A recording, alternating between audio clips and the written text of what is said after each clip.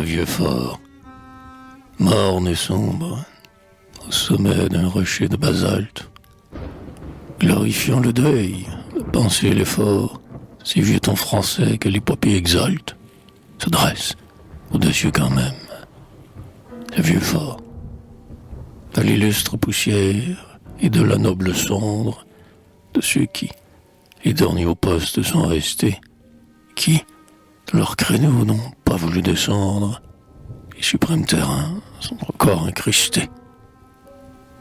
Jadis, malgré l'éclair et malgré le tonnerre, du vieil épouvantail qui surplombe le sol, l'aigle y venait, avant de regagner son air, pour y reprendre souffle et reposer son vol. La guerre est comme en fuite au loin dans le silence. L'aigle ne revient plus, le vieux fort est muet. De l'alarme ne vient troubler la somnolence des nocturnes veilleurs de la ronde et du guet. Mais le soleil blessé de l'époque première, dont la gloire saignait longuement sous nos cieux, il n'a pas après lui retiré sa lumière, il ne s'est pas éteint dans l'âme et dans les yeux. Par les plus humbles toits, par les plus hautes flèches, par tous les monuments de la fidélité, par la ruine même aux glorieuses brèches, le vieil astre royal est sans fin reflété.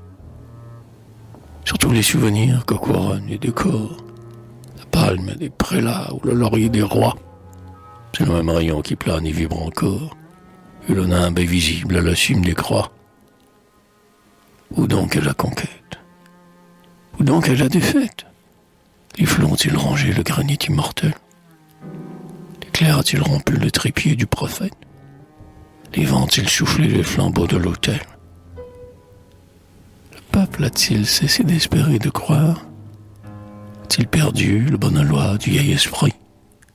A-t-il cessé de lire ce livre de gloire que, de leur rue de main, les siècles ont écrit? Non, la place est quand même encore haute et forte. La vieille garde veille, son front est serein. L'armure de justice et d'honneur qu'elle porte est plus impénétrable au cou qu'un triple R.